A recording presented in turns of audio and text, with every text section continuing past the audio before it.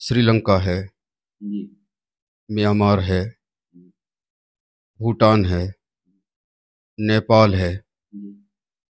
तिब्बत है। जी। क्या चीन में भगवान शिव का अवतरण हुआ क्या? जी। चीन की जनता उनको अपना देवता मानती है क्या? चीन की जनता में उनके प्रति श्रद्धा भाव है क्या? उनके इतिहास को जानती है क्या? उनको जी। पढ़ती है क्या? उनकी पूजा करती है क्या? जी। कोई तीज पर्व भी महाशिवरात्रि से लेके कोई पर्व भी जो है चीन में नहीं मनाया। वास्तव में। जी। लेकिन इसके बाद भी चीन उस कैलाश मानसरोवर को अपने देश की सीमा में क्यों मानता है? नमस्कार दोस्तों, मैं राजनारायण। हम सभी को अपने राष्ट्र से, अपने देश से प्रेम करना चाहिए, प्यार करना चाहिए। इसलिए राष्ट्र के अंदर की चीजें और राष्ट्र के बाहर की चीजों को भी जानकारी रखनी चाहिए। भारत से किन किन देशों की सीमाएं लगती हैं, कौन कौन से देश भारत के पड़ोसी देश हैं, इनके बारे में हम सबको जानकारी रखनी चाहिए। इस बारे में आज बातचीत करेंगे। सामाजिक कार्यकर्ता, चिंतक, विचारक सुशील कुमार जी हमारे साथ में हैं, जो गहन अध्ययन के साथ ये बताएंगे कि आखिर भारत से किन किन देशों की सीमाएं लगती हैं। जी, संवाद टीवी के कार्यक्रम में आपका बहुत बहुत स्वागत है।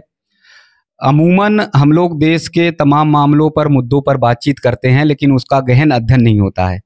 ऐसे ही देश के पड़ोसी देश कौन हैं, भारत के पड़ोसी कौन कौन से देश हैं, उन पर बातचीत, चर्चाएं तो करते रहते हैं, लेकिन एक्चुअल स्थिति नहीं जानते कि कौन से देश पड़ोसी देश हैं और किनकी सीमाएं जो है भारत से लगती हैं। तो उनके बारे में आपसे बातचीत करेंगे। भारत से किन किन देशों की सीमाएं लगती हैं, निकट हैं, उनके रिश्ते क्या हैं।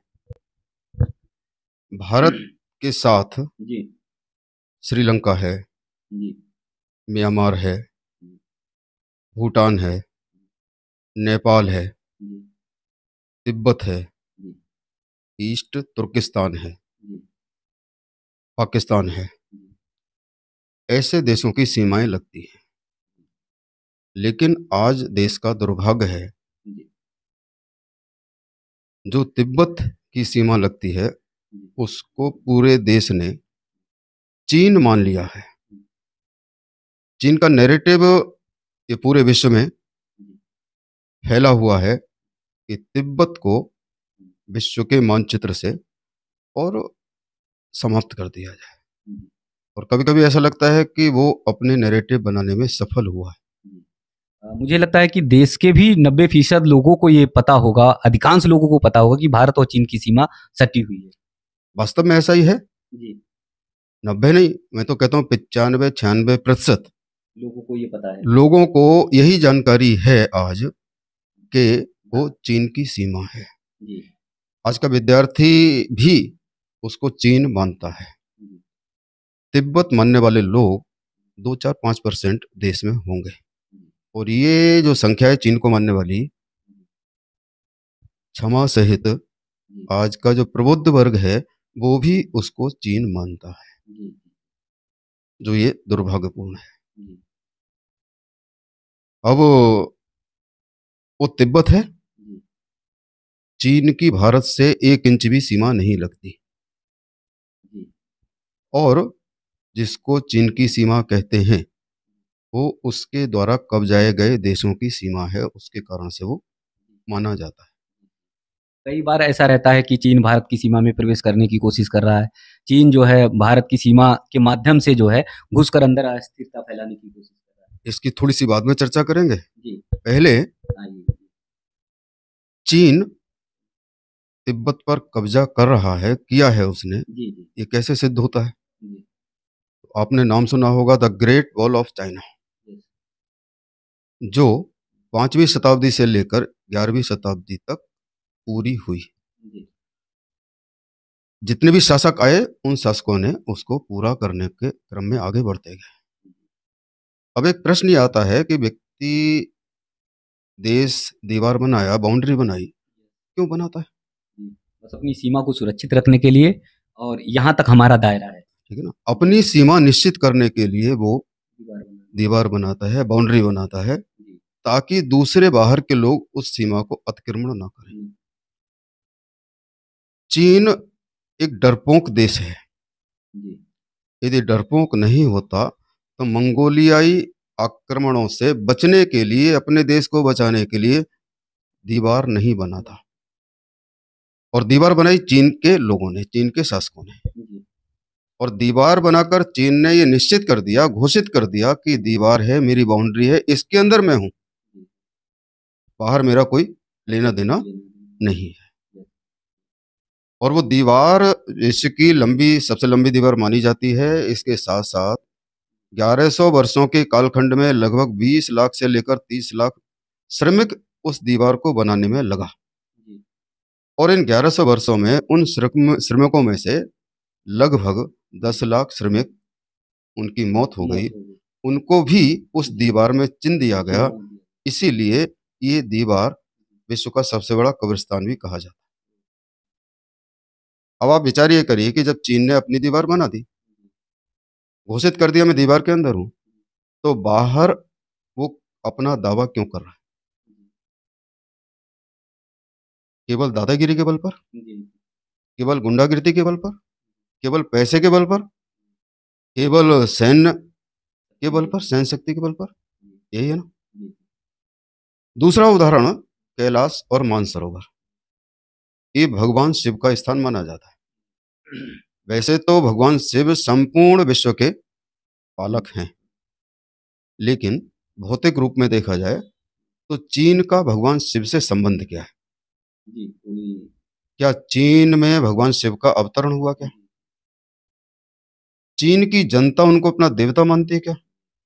चीन की जनता में उनके प्रति श्रद्धा भाव है क्या?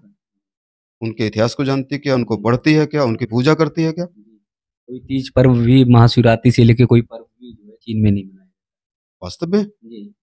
लेकिन इसके बाद भी चीन उस कैलाश मानसरोवर को अपने देश की सीमा में क्यों मानता है?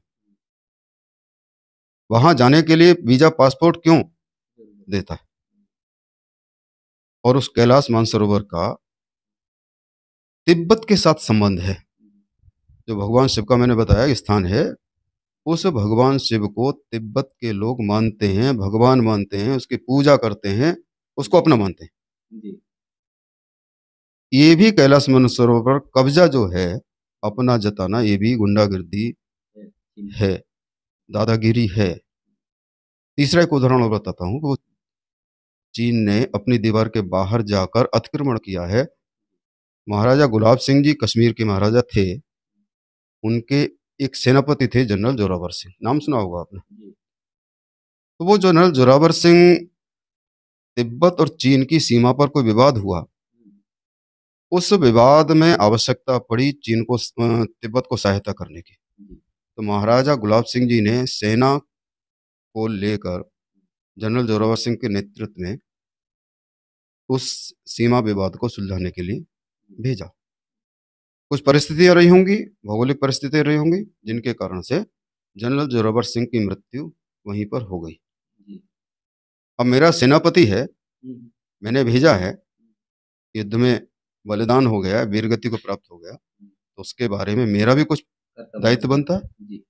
तो गुलाब सिंह जी ने उस कर्तव्य को पूरा करते हुए और उनकी स्मृति में एक स्मारक बनाया, जिसको अंग्रेजी में और जनरल जोरावर सिंह फोर्ट कहते हैं, किला बनाया। वो किला पेगांग झील जो है गलवान घाटी में, उसके ऊपर के हिस्से में। आज उस पर भी चीन अपना दावा जताता है और अपना मानने लगा है वो। तो मेरा प्रश्न ये है, जनरल जोरावर सिंह का संबंध चीन के साथ क्या है? चीन में पैदा हुए क्या? चीन की तरफ से वो उन्होंने युद्ध किया क्या? इतिहास ऐसा नहीं बताता। इतिहास बताता भारत के थे, गुलाब सिंह जी के सेनापति थे। तो वहां भी जो दावा करता है, कब्जा किया है, वो दादागिरी के आधार पर। तो ये 3 उदाहरण चीन के दादागिरी के मैंने दिए हैं, उदाहरण बहुत सारे हैं। अब कुछ लोग ऐसा भी प्रश्न करते हैं, कहते हैं कि कुछ सरकारों ने समझौता किया है, भारत सरकार ने उसको चीन मान लिया है, ऐसा भी कुछ लोग कहते हैं। मेरा उन लोगों को प्रश्न है, यदि भारत सरकार ने उसको चीन मान लिया, भारत सरकार का एक पैरामिलिट्री फोर्स है ITBP, भारत तिब्बत सीमा सुरक्षा बल, यदि भारत ने उसको तिब्बत को चीन मान लिया, तो ITBP नाम क्यों है? एट प्रेजेंट भी उस सुरक्षा बल का नाम भारत तिब्बत सीमा सुरक्षा बल है, और इस सिद्ध करता है कि भारत ने उसको चीन नहीं माना है, तिब्बत माना है, और उस तिब्बत की सीमा की सुरक्षा के लिए ये पैरामिलिट्री फोर्सेज। आप इस बात को मानेंगे क्या? जी, बहुत गूढ़ बात है, बहुत मुझे लगता है कि ये तह तक अंदर तक जाने वाली बात है, जो अमूमन लोगों ने सुना होगा लेकिन इतने तह तक नहीं गया। और यदि उसने, भारत ने और चीन मान लिया तो जी। पैरामिलिट्री फोर्सेज का नाम क्या होना चाहिए? ICBP, भारत चीन सीमा सुरक्षा बल। वो नहीं है। तो ये बात भ्रम है, फैलाई गई है कि वो भारत ने चीन मान लिया। दूसरी बात, भारत ने यदि चीन मान लिया तो तिब्बत की निर्वासित सरकार का संचालन हिमाचल प्रदेश के और धर्मशाला से होता है। वहाँ का पूरा मंत्रिमंडल है वहाँ पर। दलाई लामा को शरण भारत ने क्यों दी अगर चीन माना तो? और अगर बीच में चीन मान लिया तो उनको यहाँ से निकाला क्यों नहीं? इनसे भारत के तो रिश्ते हमेशा तलक रहे हैं, है ना, निकल देना चाहिए। दूसरी बात भी सिद्ध करती है कि वो भारत ने उसको तिब्बत की सीमा माना है, चीन की सीमा नहीं माना। ठीक है ना। और तीसरी बात मैं कहता हूँ, दो देशों के समझौते वहां की जनता मानने के लिए बाध्य नहीं है। दो देशों के समझौते वहां की जनता मानने के लिए बाध्य नहीं है। अपने शासक की, अपने सरकार की बात तो मानेगी नहीं, वो मानने के लिए बाध्य नहीं है। बहुत उदाहरण है जी, एक दो उदाहरण जैसे जनता ने नहीं माना हो अपने जापान और अमेरिका। जापान में सामान्यतः मोटा चावल होता है जो अच्छा नहीं हो, खाने में भी ठीक नहीं लगता होगा, लेकिन अमेरिका में अच्छा चावल होता है। अमेरिका चूंकि बाजारवादी देश है, वो हर जगह बाजार देखता है, तो उसने जापान में जो मोटा चावल होता है इसको भी एक बाजार के रूप में उसने अवसर प्राप्त, वो लगा, उसको लगी मुझे अवसर है अपने बाजार को बढ़ाने का। जापान की सरकार से उसने समझौता किया और समझौते के अंतर्गत वो चावल अच्छा वाला जापान की बाजारों में डाल दिया। आपको आश्चर्य होगा, उस चावल का एक भी दाना किसी जापानी नागरिक ने नहीं खरीदा, उपयोग नहीं किया। वो फेंका जाने लगा, सड़कों पर आ गया। फेंका जाने नहीं लगा, वो डंप रहा, दुकानों में पड़ा रहा, किसी ने लिया ही नहीं। एक भी जापानी ने एक भी दाना उस अमेरिकी चावल का खरीदा नहीं। समझौता तो हुआ था ना सरकार का, लेकिन जनता ने नहीं माना। जनता ने नहीं माना। क्यों नहीं माना? क्योंकि उसको, जनता को ध्यान में है घटना जो अमेरिका के विभत्स स्वरूप को दिखाती है। वो घटना है 1945 की, आपको ही मालूम होगा, नागासाकी हिरोशिमा। हाँ, अमेरिका के सेना ने जापान के जो बड़े शहर थे नागासाकी, हिरोशिमा, उन शहरों पर परमाणु बम गिराकर उनको ध्वस्त किया, विध्वंस किया उसका। और उसके मेडिकल इफेक्ट्स क्या हैं? आज भी वहाँ बालक जो पैदा होता है किसी न किसी प्रकार से दुर्बल पैदा होता है परमाणु विकिरण के कारण। आज तक उसका दंश झेले। और बहुत सारे उदाहरण हैं, समय की बाध्यता है इसलिए मैं उनको नहीं बताता। 3 विषय हैं कि वो भारत ने उसको चीन नहीं माना, तिब्बत माना है अभी तक। ठीक है ना। भारत और चीन के बीच में तिब्बत बहुत बड़ा क्षेत्रफल है, और लगभग ऐसा कह सकते हैं, जो मेरे ध्यान में आया है, भारत 13 लाख वर्ग किलोमीटर का एरिया है वो। तो ये 2 बातें हो गई कि चीन अपनी दादागिरी के आधार पर तिब्बत को कब्जा किया हुआ है। 3 उदाहरण मैंने आपको दिए। भारत ने कोई समझौता नहीं किया है, भारत ने उसको चीन नहीं माना है, चीन की सीमा नहीं माना है, तिब्बत ही माना है, इसके भी मैंने 2-3 उदाहरण दिए। अब अंत में एक विषय और आता है, चीन की प्रकृति क्या है? चीन की प्रकृति विस्तारवादी है। चीन की प्रकृति नृशंस है, क्रूर है। चीन एक धोखेबाज देश है और चीन एक डरपोक देश है। तमाम ऐसे उदाहरण मिलते हैं कि अपने नागरिकों के साथ ही चीन क्रूरता करने से बाज नहीं आता। डरपोक क्यों है? मैंने आपको एक उदाहरण बताया, उसकी सेना दूसरे देशों के आक्रमणकारियों की सेना से सामना नहीं कर सकी डर के कारण से, इसलिए उसने दीवार बनाई। एक उदाहरण।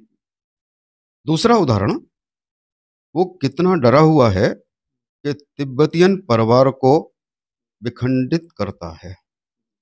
मान लो तिब्बती परिवार में 5 लोग हैं, तो चीन उन 5 लोगों की सामूहिक शक्ति से डर रहा है और डर कर किसी, मानो पिता है तो पिता को किसी दूसरे प्रांत में, माँ को किसी अन्य प्रांत में, बेटी को किसी अन्य प्रांत में, बेटे को किसी अन्य प्रांत में वो स्थायी रूप से बसा रहा है ताकि वो परिवार एक साथ ना हो, उसकी संगठित शक्ति ना हो। उस संगठित शक्ति से वो डरता है, वो संगठित शक्ति से डरता है, डरपोक है, इसीलिए वो दलाई लामा का डुप्लीकेट खड़ा कर रहा है। ध्यान होगा आपको, दलाई लामा की प्रक्रिया एक अपनी प्रक्रिया है। वो जन्म से पहले ही उसके कुछ लक्षण हैं, वो ध्यान में आ जाते हैं, उसी के आधार पर उसकी खोजबीन होती है, बनाया जाता है। लेकिन चीन डुप्लीकेट दलाई लामा बनाकर अपने भय को दूर कर रहा है। भयभीत है इसीलिए डुप्लीकेट बना रहा है, नहीं तो क्यों डुप्लीकेट बनाने की बात। मैंने दूसरा कहा कि चीन विस्तारवादी है, हमेशा विस्तार, किसी भी प्रकार से विस्तार, वो विस्तार आर्थिक दृष्टि से, वो विस्तार सामरिक दृष्टि से होता रहता है। जैसे पड़ोसी देश हैं, श्रीलंका है, पाकिस्तान है, इन दोनों देशों को उसने अपने कब्जे में कर लिया है आर्थिक दृष्टि से। दूसरा हम देखें तो सामरिक दृष्टि से भी है, भारत पर कब्जा। भारत के 38,000 वर्ग किलोमीटर का जो एरिया है जिसको अक्साई चीन कहते हैं, उसने कब्जा कर लिया। आज वो विस्तारवादी नीति के अंतर्गत ही वो कहता है अरुणाचल मेरा है, वो कहता है लद्दाख मेरा है, तो दावे किस आधार पर कर रहा है। आपको एक बात ध्यान में होगी, आज से 20 साल पहले लगभग नैनीताल में एक शिखर है पहाड़ का, उस समय उसको चाइना पीक कहते थे। उस चाइना पीक नाम के कारण ही चीन ने दावा किया था कि मैं नैनीताल तक हूँ। ये तो आपको जानकारी होगी शायद। और उसके कारण से रणनीति के अंतर्गत उसका चाइना नाम हटाकर नैना पीक किया गया। ये तो ध्यान में होगा आपको। और चीन क्रूर है, निरसंस है, उसका उदाहरण 1989 बीजिंग का एक चौक जिसको लाल चौक भी कहा जाता है, उस पर हजारों विद्यार्थी अपनी मांगों को लेकर धरना प्रदर्शन कर रहे थे। यही नृशंस चीन है जिसने उनको बिना चेतावनी दिए उन पर टैंक चढ़वाकर उनकी हत्या कर दी, नृशंस हत्या कर दी। जो कोई भी देश अपने देश के नागरिकों को, विद्यार्थी होंगे, महिलाएं होंगी, उनको नहीं करता, चेतावनी देता। लेकिन वहां भी उसका एक डरपोक चेहरा ध्यान में आता है कि उसको लगा कि हजारों विद्यार्थी हैं, अनशन करेंगे, धरना प्रदर्शन करेंगे, पूरे देश में उसको दबाने के लिए उसने टैंक चढ़वा दिया, हजारों छात्र मरवा दिए। मतलब नई पीढ़ी के लोग जो देश के लिए काम आ सकते हैं, उनको भी वो खत्म करने से पीछे नहीं रहे। उसको अपना चाहिए। और हम देख सकते हैं कि पिछले 2-3 महीने पहले रक्षा मंत्री 1 महीने के लिए गायब होते, बाद में डेड बॉडी मिलती। विदेश मंत्री गायब होते हैं, उनकी डेड बॉडी मिलती है। क्यों? ये 1-2 शब्द उन्होंने चीन के खिलाफ, शासन के खिलाफ, सरकार के खिलाफ बोला नहीं और वो गायब हो जाते हैं। वो खिलाफ बोला ऐसा हम कहते हैं, लेकिन उन्होंने अपने देश के राष्ट्र हित में बोला होगा, लेकिन वो सत्ता के हित में नहीं था। सत्ता के हित में ना होने के कारण से उनको मरना पड़ा। कोरोना के कालखंड में भी आप देखते होंगे कि चीन की लैब में वो वायरस बना, लेकिन आपको ध्यान में होगा कि उस कोरोना वायरस बनाने के साथ साथ दूसरी लैब भी काम कर रही थी और वो उसकी काट के लिए एक वैक्सीन भी बना रही थी जिसको अमेरिका फाइनेंस कर रहा था। और उस अमेरिका ने अभी लगभग 5-6 महीने पहले, मुझे जहाँ तक ध्यान है, उस फाइनेंस करना बंद किया। क्यों? क्योंकि वो व्यापारिक मानसिकता वाला भी देश है। हम वायरस बनाएंगे, वायरस के कारण से लोगों को बीमार होंगे, बीमारी की दवाई क्या है उनको मालूम नहीं, क्योंकि स्पेशल बीमारी है, उसकी काट हमको मालूम है, हम वो वैक्सीन बाजार में डालकर पैसा कमाएंगे, ये उसका मानसिकता है। इसीलिए उसने भारत की 2 वैक्सीनों को WHO ने बहुत दिनों के बाद मान्यता दी। जी, जी। बाबा रामदेव जी की कोरोनिल किट, उसको भी मान्यता देने में अड़चन लगाई लंबे समय तक। यदि बिज़नेस नहीं था तो क्यों? और एक अंतिम विषय, चीन विस्तारवादी है। चीन आग के समान है। आग के 2 काम होते हैं। एक आग का काम है सबको अपने में समेटना, भस्म करना, अपने में समेटना। एक काम दूसरा भी होता है, वो काम है परिष्कृत करना। हम सोना अग्नि में डालते हैं, वो परिष्कृत होकर निकलता है ना। तो दूसरा काम वो कर रहा है। यदि आग लगी है, आपको अपना घर बचाना है, तो आप क्या करेंगे? सामान्यतः लोग करते हैं कि अपने घर पर आग बुझाने के संसाधनों को लेकर खड़े हो जाते हैं। जब मेरे घर के पास आएगा तब हम देखेंगे। लेकिन इस मानसिकता के, इस विचार के कारण से अपने घर की आग बुझती नहीं, फैल कर पहुंच जाती है। क्योंकि जहां पर आग लगी है वहां से वो चलती है और वो फैलती हुई चलती है, विकराल रूप धारण कर लेती है। घर तक आते आते इतनी विकराल हो जाती थी। अगर उसको अपना घर बचाना है तो जिस स्थान पर वो आग लगी है वहीं पर जाकर उसको बुझाना पड़ेगा। तो चीन आग के समान है। यदि हमने उसको उसी दीवार के अंदर नहीं रोका तो एक दूसरे के घर को चपेट लेते। ये जो जितने भी मैंने देश गिनाए थे, श्रीलंका वगैरह वगैरह, इन सबको वो खा जाएगा। इसलिए आवश्यक है उसको वहीं रोकना, और इसलिए आवश्यक है ये जन जागरण करना कि वो भारत माने तिब्बत है, चीन नहीं है। वो तिब्बत है, चीन नहीं है। वो तिब्बत है, चीन नहीं है। इस बात को समाज में हमने फैलाना पड़ेगा, नहीं तो वो लंबे समय से दावा कर रहा है अरुणाचल प्रदेश मेरा है, लंबे समय से दावा कर रहा है लद्दाख मेरा है, और एक पॉलिसी और है चीन की, बिना खून खराबा किए कब्जा करना। 1962 को छोड़कर जो उसने 38,000 वर्ग किलोमीटर का हिस्सा कब्जा किया, जिसको हम आज अक्साई चीन कहते हैं, वास्तव में वो अक्साई चीन नहीं है, वो अक्साई चिन्ह है। अक्साई चिन्ह है। फिर कभी बात करेंगे अक्साई चिन्ह का अर्थ क्या होता है। हमने उसको चीन कहा तो उसने अपना दावा उसको भी हमने, जैसे हमने वो चीन नहीं तिब्बत है, ये अक्साई चीन नहीं अक्साई चिन्ह है, ये हमको कहना पड़ेगा। हमको स्कूलों में पढ़ाना पड़ेगा, हमें स्कूलों में बताना पड़ेगा, हमने अपने परिवार के सभी जनों को बताना पड़ेगा, तब वो जो है पीछे हटेगा। नहीं तो कहाँ तक वो आगे आ जाएगा निश्चित नहीं कर सकते। नेपाल को उसने अपने कब्जे में ले लिया, श्रीलंका को बंदरगाह बना के अपने कब्जे में ले लिया, पाकिस्तान को बंदरगाह बना के फाइनेंशियल सपोर्ट करके अपने में ले लिया, और जिनको नहीं लिया है ईस्ट तुर्किस्तान को अपने में ले लिया, उसने मिला लिया ना। जिसको नहीं मिला है उसको मिलाने के चक्कर में। और वो विस्तारवादी नीति क्यों है कि भारत को घेरना चाहता है चारों तरफ से। श्रीलंका, नेपाल को सब, म्यांमार, भूटान, पाकिस्तान, इन सब को लेकर भारत को घेरना चाहता है, ताकि भारत की जो विश्व कल्याणकारी नीति है वो सफल ना हो सके और एक में भी विश्व में शक्ति के रूप में वो खड़ा। अभी कल एक समाचार आया है, संयुक्त राष्ट्र संघ की कोई अधिकारी है, उसने कहा है कि चीन ने संयुक्त राष्ट्र संघ के अधिकारियों को रिश्वत दी है ताकि चीन में उसका वर्चस्व बना रहे। और उसने तो दावा ये भी किया है कि 2 संयुक्त राष्ट्र संघ के अध्यक्षों को भी उसने रिश्वत देने का प्रयास किया है। इतना खतरनाक है चीन, आप समझ लीजिए भारत की स्थिति क्या है। भारत ने चीन को संयुक्त राष्ट्र संघ का सदस्य बनवा दिया, जबकि ऑफर किसके लिए था? नेहरू जी ने कहा हम क्या करेंगे। आज वो झेल रहा है। सिल्क रूट वगैरह बहुत सारे विषय हैं, अगली बार कभी चर्चा करेंगे। तो आपने सुना सामाजिक कार्यकर्ता, चिंतक, विचारक सुशील कुमार जी को, जिन्होंने बहुत ही गहन तरीके से ये हम सबको बताने का काम किया पूरी तरह से कि कैसे चीन की सीमा भारत से नहीं लगती। हम सबको जानना चाहिए, घर में चर्चा करना चाहिए, परिवार में चर्चा करना चाहिए, बच्चों के साथ बातचीत करते हुए बताना चाहिए कि भारत की सीमा चीन से कतई नहीं लगती।